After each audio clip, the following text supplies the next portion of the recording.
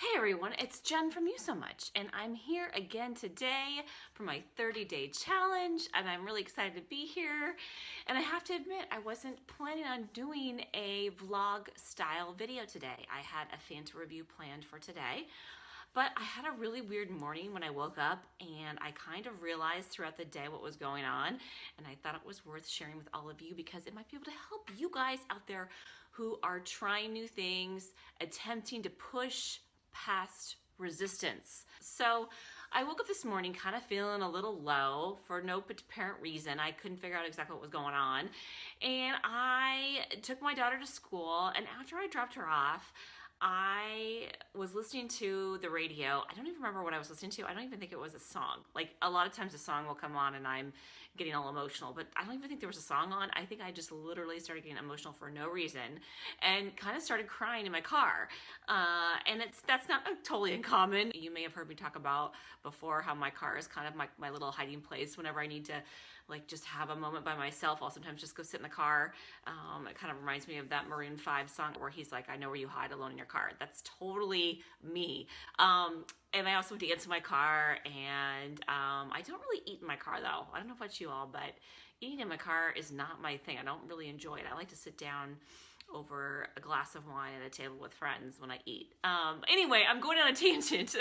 The reason why I made this video is because I was feeling really upset and I couldn't figure out why, and I was feeling tired, and I was kind of like, oh my God, this 30-day challenge, and it really kind of hit me that I kind of feel like maybe I'm hitting that point of like sort of resistance, right? I've been doing a video every day. It's been a week now. Whoop, whoop, whoop. We can party a little bit. I'm almost a quarter of the way through, and it's pretty cool, right? And I've been doing great, but some things have been taking a little bit longer than I expected.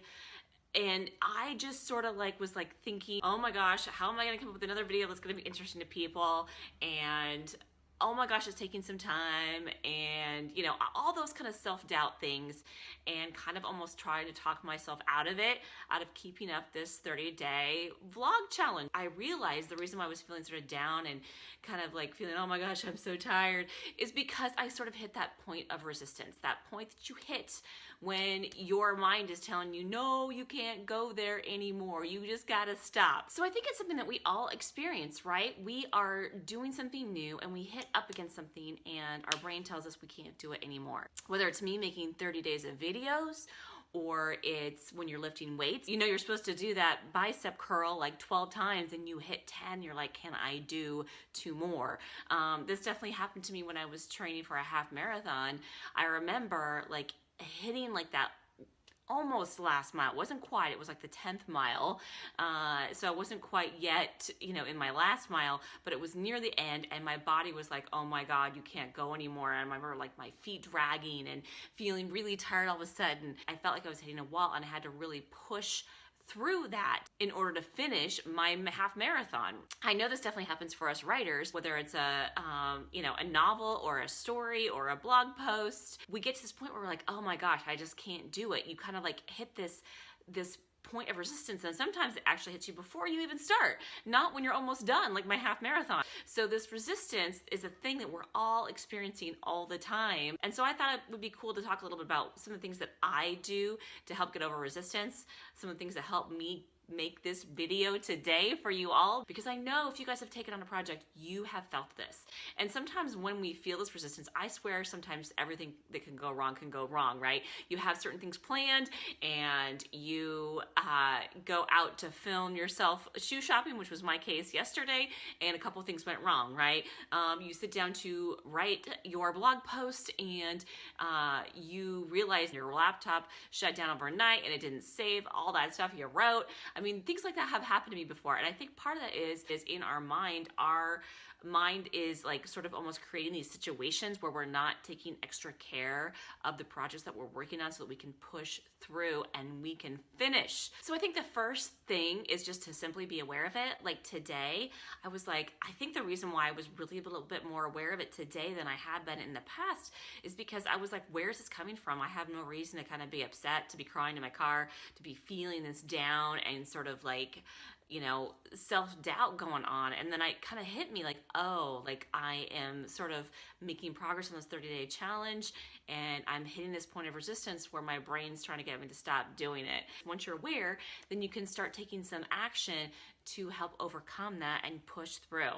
I think the second thing that really helps always, whether you're experiencing resistance or whether you're just like having a bad day, and that is just to breathe. I think breathing is so powerful.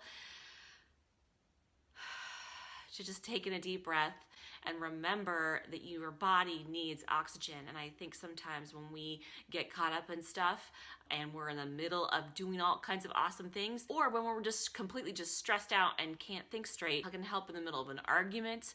It can help in the middle of a dance class. It can help you when you're in your car and you're freaking out in traffic. I think just taking a big deep breath is a huge tool that we can all use in our lives every single day, and it definitely can help you push through a little resistance as well. I think one of the most important things we can do is really give ourselves more positive self-talk rather than all that negative self-talk that we're experiencing, and really realizing that this is just our minds trying to protect us, right? It's trying to protect us and keep us safe, and in reality, that's not needed. It's really just not needed. And positive self-talk can really go a huge long way. I'm going to give you a great example. Just the other day, I was working out with my trainer, Kathy, and she gave me a new barbell workout, and she gave me a little bit heavier weights than she normally has. And when I first lifted it up, I was like, oh my God, this is really kind of heavy. I don't know if I'm gonna be able to do this. And I really kind of struggled through my first set. But then by the time I got to my last and fifth set, it was my strongest set. It was the one where I felt super strong, which is kind of counterintuitive, right? Because the last set, my muscles should be more tired. I should have been feeling more exhausted, and like that would be my hardest one, and it was my strongest one. And when I threw down the barbell, my trainer looked at me and she was like, you looked really strong in that. And I was like, yeah, it's so weird because my first one I was really struggling. She's like, yeah, I know. What'd you do different? And I said, well, pretty much what I told myself in my head was that I've got this. I'm strong. I can handle this. I figured it out, and I have my balance down, and I got this. And she was like, she's like, lately I have been lifting lighter weights because I have been doing the exact opposite. Every time I lift weights, I tend to think to myself, oh my God, this is so heavy. Oh my God, this is so heavy. It's all though up here in our head. It makes such a big difference. So if you can give yourself a little bit of self-talk, it really makes a big difference. I have taken David Bayer's Mind Hack program, which I highly recommend to y'all. It's fantastic. He has a free book on his website. Download it. Really let that soak in, because there's so much that comes down to our minds. And one of the things he talks about is that our beliefs are basically just decisions. And so all we have to do is decide. So if I am just going to decide I got this weight, rather than like believing that it's too heavy for me, and just deciding that I'm strong enough, and deciding that I've got the balance, and deciding that I got this, then I do. And I think too, even just realizing that sometimes it just might take a small little adjustment, right? A small little learning curve, a little tweak here and there, which is what I think partly helped me with my weight set too, because in the first set, I was like, okay, this is new. I got to figure out how to handle this thing. I got to figure out how to do this at a little bit heavier weight.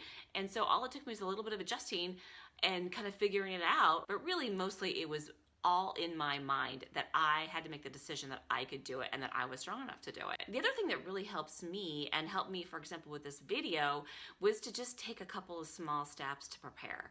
I'm personally one of those people that really hates to prepare stuff. I hate the meticulous planning of pretty much anything. It drives me insane. I so much prefer to just dive into something and just do it and just learn as I'm going.